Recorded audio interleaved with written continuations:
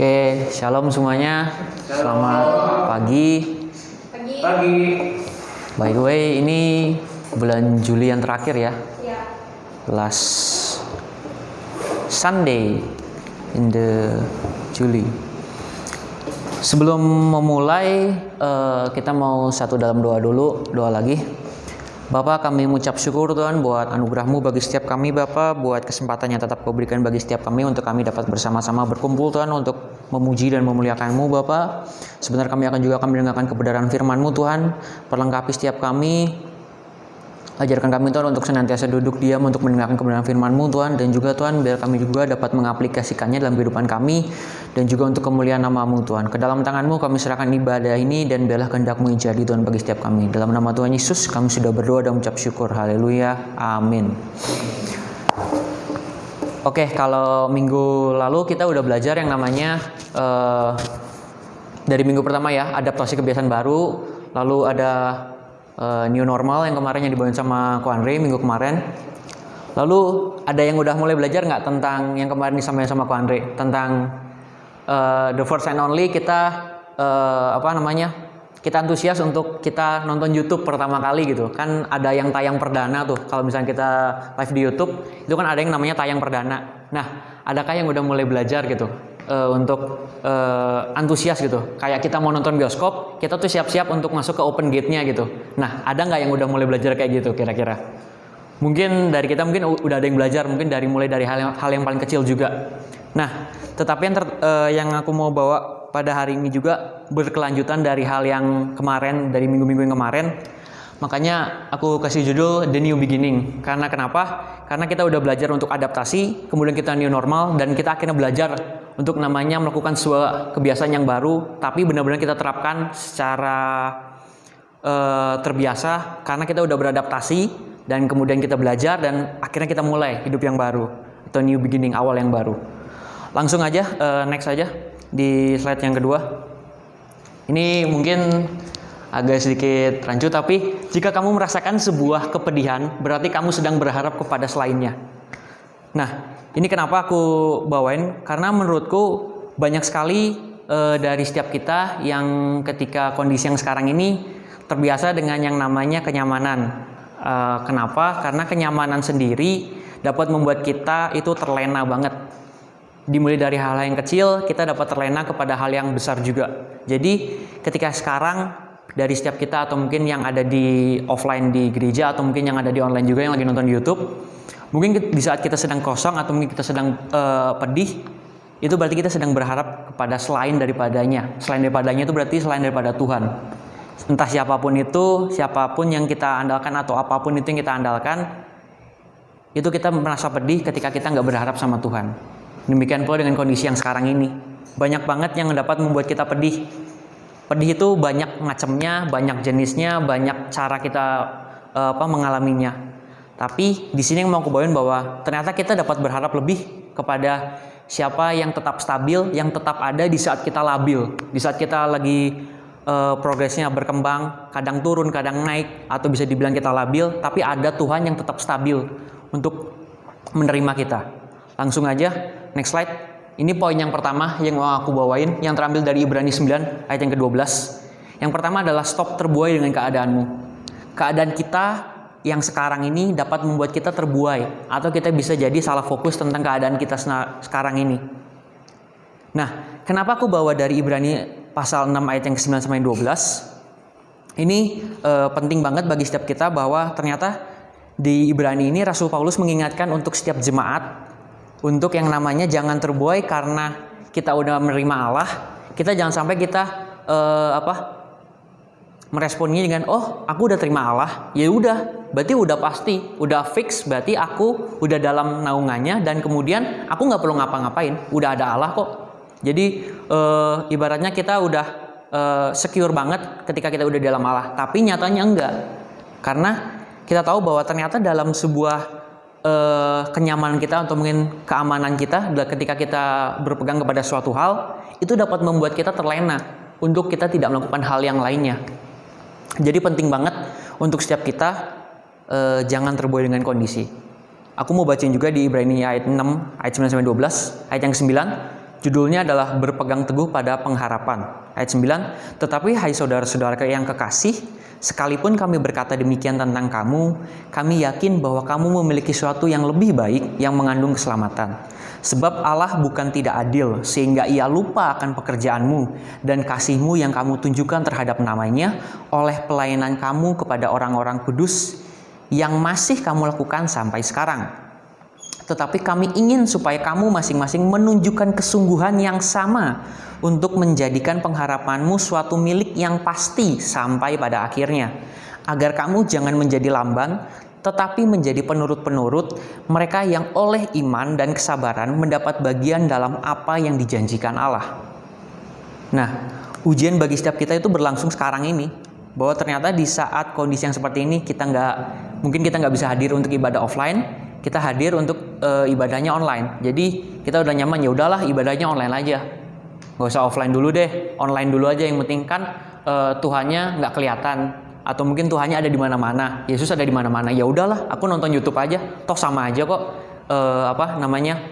firmannya sama aja. Tetapi yang mau di sini yang menjadi titik pentingnya bahwa kalau kita menerima sebuah keadaan yang nyaman lewat YouTube atau mungkin lewat hal-hal yang lainnya yang membuat kita nyaman, itu dapat membuai kita. Karena yang namanya buaya itu berawal dari hal yang kecil, kemudian menengah, sampai pada akhirnya kita menerima yang namanya buayan yang udah terasa manis banget, sampai kita nggak bisa yang namanya keluar daripada buayan yang manis itu. Jadi kondisi yang sekarang ini adalah cara untuk membuai kita, untuk kita dapat jauh dari Tuhan. Karena udah nyaman kok, udah ada YouTube, tinggal nonton YouTube, kita khotbah streaming doang, terus kemudian sambil ngopi atau mungkin pakai baju seadanya, pakai kaos dan lainnya, kita udah terbiasa nyaman banget.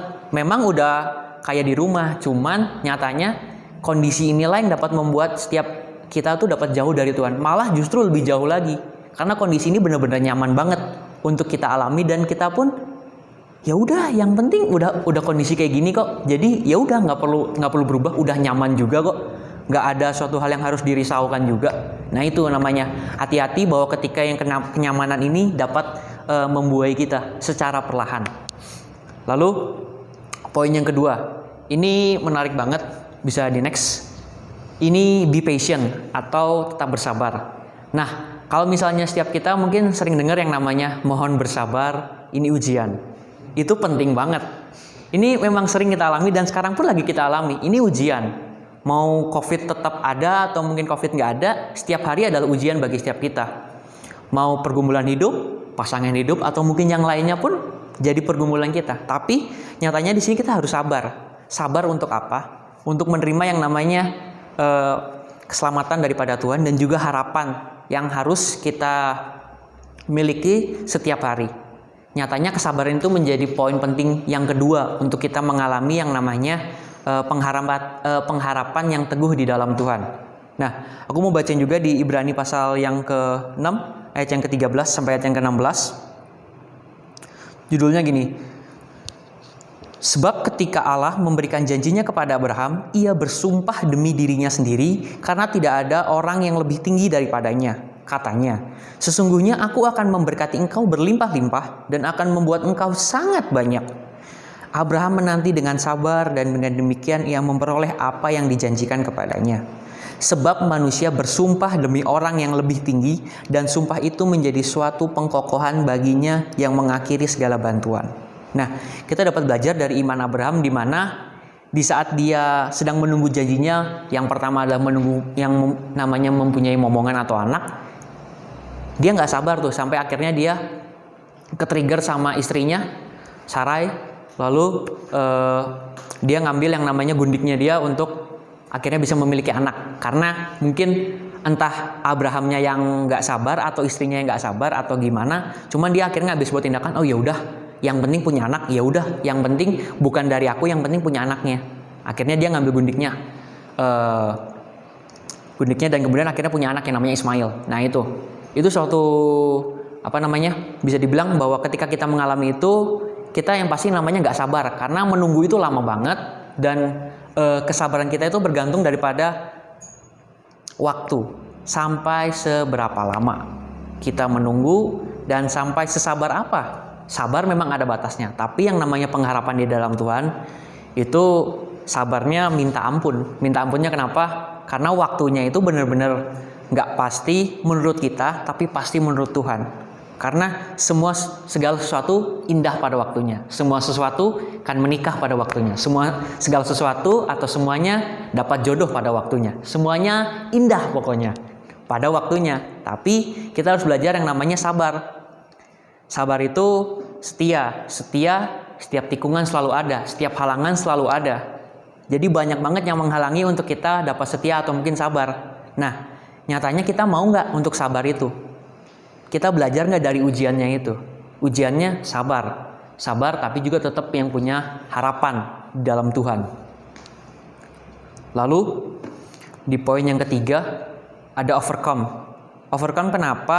Salah satu definisi dari overcome adalah kita menguasai. Aku lihat di Google Translate, ini bisa cukup bagus juga sih. Karena salah satu daripada definisi overcome adalah kita menguasai. Menguasai maksudnya dalam hal kita menguasai bukan kita dikuasai oleh situasi dan kondisi, tapi kita yang menguasai situasi dan kondisinya itu. Jangan sampai itu berbalik kepada kita dan akhirnya itu yang malah menguasai kita. Overcome. Lalu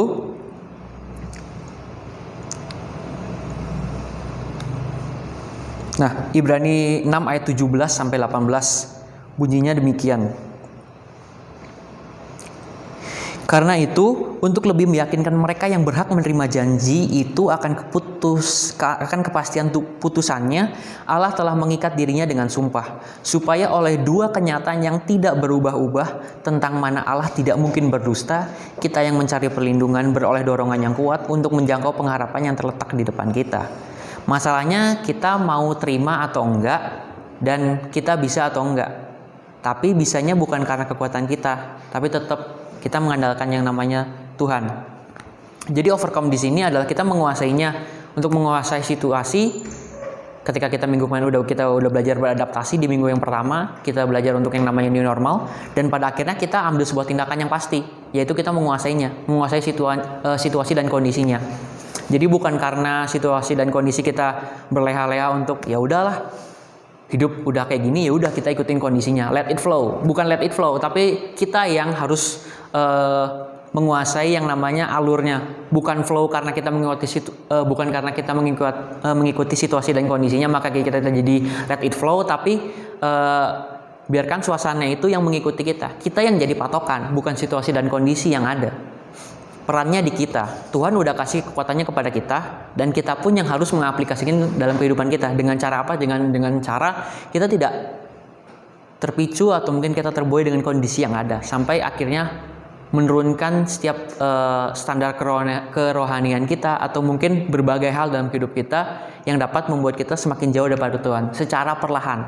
Dan ini bukan kill-nya sekarang atau kita matinya sekarang, tapi matinya nanti. Bukan kita disikatnya dari awal, tapi it's slowly but true. Perlahan tapi pasti. Perlahan tapi benar. Benar-benarnya ya benar-benar apa gitu. Tinggal tergantung dari kita. Mau benar-benar berharap sama Tuhan atau benar-benar nanti dead atau mungkin kita sampai kehilangan keharapan, lost hope. Karena kita mengandalkannya selain daripada itu, karena kondisi tadi. Memang untuk cara kita terbuai dengan berbagai kondisi itu banyak banget, dengan kenyamanan atau dengan hal yang lain. Tapi biarlah dari situasi kondisi yang seperti ini juga mungkin kita ya udah biasa kok, udah yang penting pakai masker, hand sanitizer dan lain-lainnya kita aman. Tapi nyatanya enggak. Kita tetap yang namanya waspada. Tindakan perbuatan kita pakai hand sanitizer dan pakai masker atau mungkin pakai face shield juga, tapi tetap yang namanya bergantung kepada Tuhan juga. Karena kekuatan yang kita miliki itu terbatas, sedangkan kita punya kekuatan yang tidak terbatas, yaitu Tuhan. Di saat kita labil, Tuhan tetap stabil kok menerima kita. Jadi makanya new beginning ini menjadi titik tolak baru kita untuk kita berputar 180 derajat lagi kembali kepada Tuhan, untuk kita yang namanya berpengharapan teguh di tengah kondisi yang kayak gini. Iman yang telah teruji merupakan iman yang pasti. Lewat sebuah kepastian, lewat yang telah teruji tadi, kita dapat mengenal bahwa ternyata Tuhan tuh selalu ada, tapi nyatanya di saat Tuhan ada, kitanya yang nggak ada. Karena kitanya menjauh. Bukan karena Tuhan yang menjauh, tapi karena kitanya yang menjauh dari Tuhan secara perlahan. Karena kenyamanan atau mungkin situasi yang lainnya.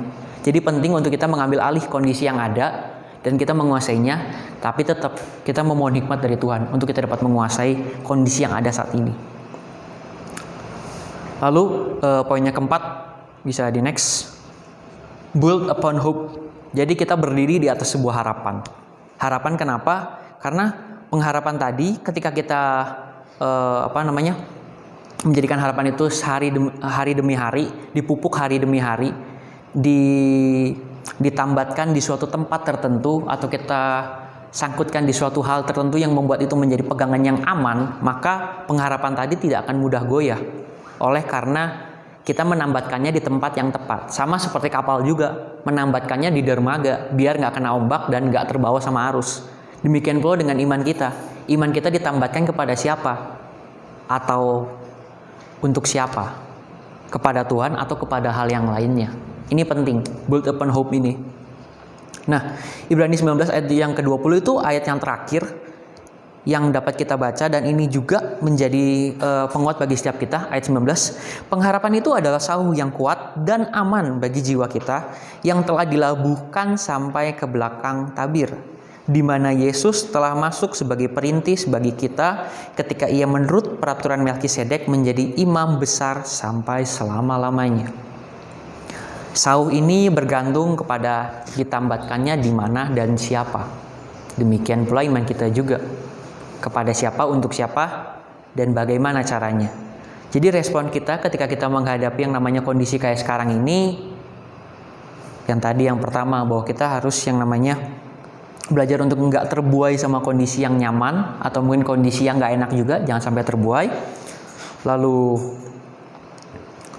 be patient, tetap sabar dalam ujian yang sekarang ini, dan lalu overcome, kita menguasainya. Take it back, claim lagi untuk apa yang kita miliki. Dan yang terakhir, build upon hope. Ini kita mendasar segala sesuatunya berdasarkan pengharapannya kepada Tuhan. Jadi itu penting bagi setiap kita.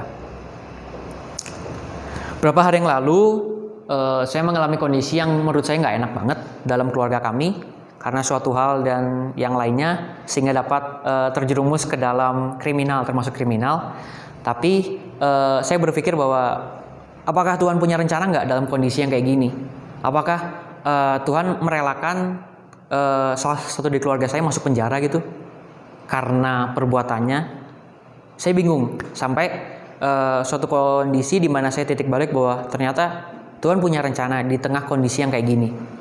Sampai akhirnya saya menyadari bahwa ternyata, yang mau Tuhan ajarkan itu untuk saya memiliki namanya relasi yang baik dengan keluarga saya, terutama dengan kakak-kakak saya yang udah jauh.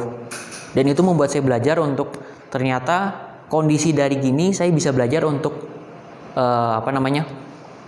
kembali memiliki relasi yang dekat dengan keluarga saya, terutama dengan kakak-kakak saya. Karena jujur dibilang kakak-kakak saya udah jauh di atas saya dan umurnya pun bisa dibilang di atas saya. Dan kalau misalnya saya ngomong pun saya siapa gitu, saya masih paling muda dan sebagainya. Tapi lewat pembelajaran pada kondisi yang saya alami, saya belajar untuk ternyata Tuhan itu nggak kayak gitu.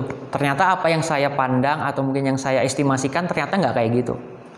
Mungkin saya dapat berharap mungkin jadi kayak gini. Saya ke-trigger bahwa ternyata kondisi yang sekarang ini dapat membuat saya dapat yang namanya suatu hal yang buruk lah yang saya pikirkan, tapi nyatanya enggak. Dan itu berbalik banget sama kondisi yang sekarang saya alami. Jadi 180 derajat berbanding terbalik dengan apa yang harusnya saya alami. Jadi ketika Tuhan memberikan kita sebuah yang namanya ujian, itu terjadinya atau kita belajarnya kapan? Antara pas hari itu juga, tengah-tengah saat udah mulai agak tinggi atau mungkin agak berbahaya pergumulannya, ataukah di akhirnya? Ketika udah benar-benar worse atau mungkin benar-benar nggak enak banget, kita baru belajar. Kita belajar yang namanya ujian itu ya tadi, dimana kita itu belajar menjadi dewasa untuk menghadapi segala sesuatunya. Tetap berpikir tenang di saat kondisi yang nggak tenang mungkin, atau mungkin kita belajar untuk yang namanya punya pengharapan lebih di saat nggak ada yang diharapkan. Apapun kita bisa belajar dari setiap ujian kita. Tapi pada hari ini kita mau belajar untuk kondisi yang sekarang ini gak menjadikan kita untuk kita terlena dan jauh daripada Tuhan. Kita bisa pelayanan online, ini streaming, tinggal oke. Baca Alkitab dari HP, oke.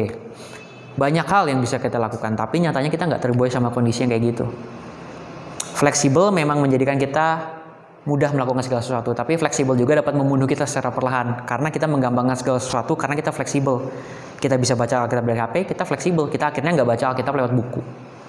Jadi akhirnya bawanya ke gereja, bawanya HP, bawa Alkitabnya kan udah dalam HP, jadi fleksibel. Tapi nyatanya nggak kayak gitu. Kita tetap yang namanya belajar untuk kita belajar old fashion, tapi nggak tua-tua banget gitu loh. Kita belajar untuk namanya baca Alkitab tetap lewat buku dan juga lewat HP. Jadi kita bisa dalam dua kondisi yang berbeda. Fleksibel bisa, kita tetap bisa juga dalam style yang old juga. Jadi nyatanya bahwa ternyata kita belajar dari sebuah harapan. Kita belajar yang namanya memposisikan kita ketika kita berada di transisi atau mungkin di kondisi yang berbeda, di posisi yang satu ke posisi yang lain, dan juga belajar untuk transisi juga. Itu yang penting. Lalu ini terakhir bagi setiap kita. Ini mungkin kita udah tahu, tapi aku di sini bacanya yang versi yang berbeda dari firman Allah yang hidup, dan kita tahu bahwa segala sesuatu yang terjadi atas diri kita adalah untuk kebaikan kita jika kita mengasihi Allah dan menyesuaikan diri dengan rencana-rencananya. Kita harus adaptasi dengan rencana Tuhan. Apapun yang kita alami sekarang, kita harus bisa beradaptasi. Mau itu sakit pun, mau itu baik pun, kita beradaptasi. Jadi penting untuk kita beradaptasi dan kita mengambil sebuah langkah yang pasti, yaitu mengandalkan Tuhan di tengah kondisi yang seperti ini. Kita punya banyak cara, dan membangun hubungan dengan Tuhan itu penting banget untuk kita dapat mengenal Tuhan, sehingga kita nggak mudah terlena dan pada akhirnya kita meninggalkan Tuhan karena suatu kondisi tertentu. Padahal nyatanya Tuhan nggak mau itu, tapi kita yang ngambil tindakan sendiri. Kita yang inisiatif ambil tindakan sendiri untuk menyelesaikan suatu masalah. Tapi nyatanya nggak bisa kayak gitu. Kita harus mengandalkan Tuhan juga. Pengharapan kita harus tetap teguh di tengah kondisi yang tidak menentu ini.